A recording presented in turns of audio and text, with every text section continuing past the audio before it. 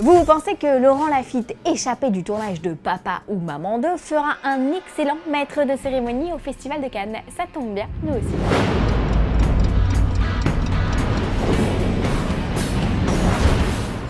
J-39 avant le coup d'envoi de ce 69e Festival de Cannes. La sélection officielle sera dévoilée le 14 avril prochain, alors à quelques jours de la conférence de presse. Que sait-on vraiment de cette édition 2016? Eh bien, tout d'abord que Jean-Luc Godard sera à l'honneur puisque c'est à partir de photogrammes du mépris qu'a été conçue l'affiche officielle. On aperçoit ici Michel Piccoli gravir les marches vers la mer et l'horizon, à l'image, je cite, d'une montée des marches en forme d'ascension vers l'horizon infini d'un écran de projection, ont ainsi précisé les organisateurs dans un communiqué. On sait également que ce festival se déroulera du 11 au 22 mai sous la présidence de George Miller. George Miller qui, rappelons-le, avait fait sensation l'an dernier avec son Mad Max Fury Road dévoilé en ouverture. George Miller et son jury auront la lourde tâche de décerner une batterie de prix dont la prestigieuse Palme d'Or. Et vous imaginez bien que les pronostics vont bon train. Alors à votre avis, qui sera sur la croisette? Généralement, tous les films qui sortent au mois de mai peuvent potentiellement se retrouver dans la sélection. Exemple, Maloute de Bruno Dumont, calé au 11 mai et qui pourrait permettre au réalisateur de revenir sur la croisette 2 ans après le succès de son petit quinquin. Il y a également Julieta de Pedro Almodovar au cinéma le 18 mai. Et puis pourquoi pas Elle de Paul Verhoeven, attendu dans les salles le 25 mai. Enfin bref, vous avez compris le principe. Bon, sinon on peut aussi prendre les choses sous un autre angle. Prenez un grand réalisateur par exemple, disons Martin Scorsese.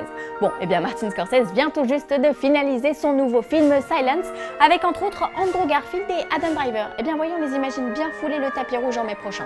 Idem pour Clint Eastwood, Steven Spielberg, Terrence Malick ou Jim Jarmusch qui viennent tous de poser la petite touche finale sur leur nouveau long métrage. Enfin, il y a un nom qui a longtemps circulé et dont la présence est aujourd'hui avérée, c'est Woody Allen. Woody Allen qui, oh surprise, fera l'ouverture pour la 3e fois donc. Oui, je sais, ça fait beaucoup, mais en même temps, vous connaissez Woody, il aime pas du tout la compétition.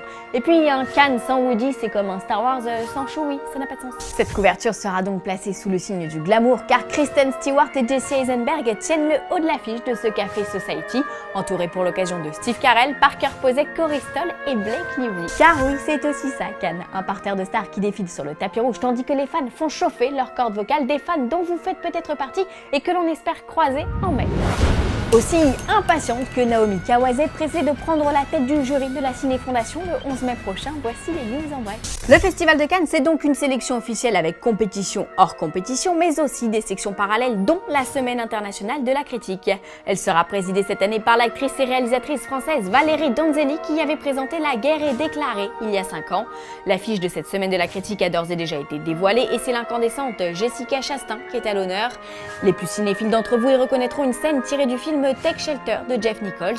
On a donc un jury, un poster, on attend maintenant le nom des films qui concourront pour le Grand Prix Nespresso et le prix Révélation France 4, décerné l'an passé à Paulina et La Terre et l'Ombre. Fin du suspense le 18 avril. Et le Carrosse d'Or est attribué à Aki Kaurismäki. Décerné chaque année depuis 2002, le Carrosse d'Or revient à un cinéaste choisi pour, je cite, les qualités novatrices de ses films ainsi que son audace et son intransigeance dans la mise en scène et la production. Jazz Anke, Alain Resnais, Jane Campion, Nuri Bilge Ceylan, Jafar Panahi, ils sont nombreux à avoir reçu ce prix. Cette année, c'est au tour d'Aki Kaurismäki. Le cinéaste finlandais, déjà lauréat du Grand Prix en 2002 pour L'Homme sans passé, recevra sa récompense lors de la cérémonie d'ouverture de la quinzaine des réalisateurs le 12 mai. Aujourd'hui, dans le Quoi des fans oignons, répond à Belette qui commence à en avoir marre des films de super-héros et des adaptations. Eh bien Belette, comme tu peux le voir, notre émission du jour regorge de films originaux. Nous en avons cité quelques-uns, mais si tu le souhaites, on peut poursuivre un peu les pronostics. Alors, sortira le 20 mai au Royaume-Uni The Nice Guys de Shane Black. Eh bien Belette, typiquement ce film, je le vois bien en hors compète. Un bon buddy movie des familles avec Russell Crowe qui cogne à tout va et Ryan Gosling qui crie à chaque fois. C'est drôle et rythmé et ça devrait ravir tous les cinéphiles amateurs des 80s. Tu vois, quand on cherche un peu, on en trouve des films originaux sans super-héros. Allez, image. You're a private investigator? My profession is very complicated, okay? It's nuanced. That's a lot of blood. You beat people up and charge money? Yeah. Sad, isn't it? How much would you charge to beat up my friend Janet? What? How much you got? $30? That's good. This conversation is over. The mob is trying to spread its operation to Los Angeles. Somehow, my daughter Amelia is involved. Please, find her. You seen this girl? What's in it for me? Oh, we can do this the easy way. We're currently doing it the easy way. Whatever happened to offering me $20? It's the recession. This is a high-profile case. Made the newspapers.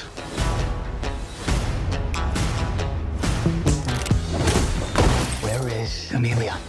What the hell's going on? Oh, you know, there's a guy coming to kill us. That kind of crap. Hey, can you behave like a professional? Sorry. She's in danger, man. We have to do something about it. She's dead. She's not dead. She's not dead.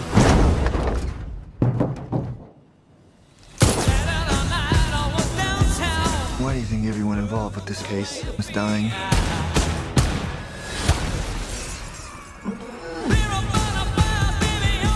This is not you. You're not a murderer. You just killed 3 people. I know, but I'm saying deep down.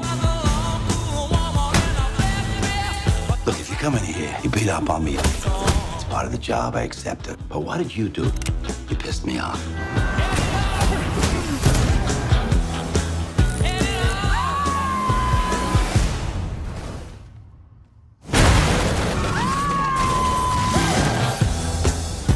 Before we go solving the crime of the century, let's deal with the rotting corpse. I got a plan. Run.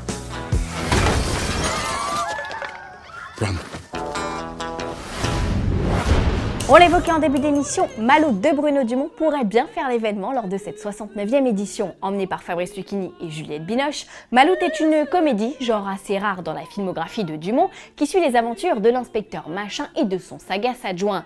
Ceux qui ont vu Petit Quinquin reconnaîtront bien là la patte du cinéaste qui nous entraîne une nouvelle fois dans sa région natale, le Nord-Pas-de-Calais. On retrouve ici les mêmes paysages, un duo d'inspecteurs loufoques, un gamin attachant, une histoire d'amour entre 2 adolescents, un vrai bonheur pour les amateurs du genre qui sauront apprécier l'humour décalé de ce cinéaste de talent. Je vous souhaite à tous un excellent week-end et on se retrouve lundi pour une spéciale Woody Allen.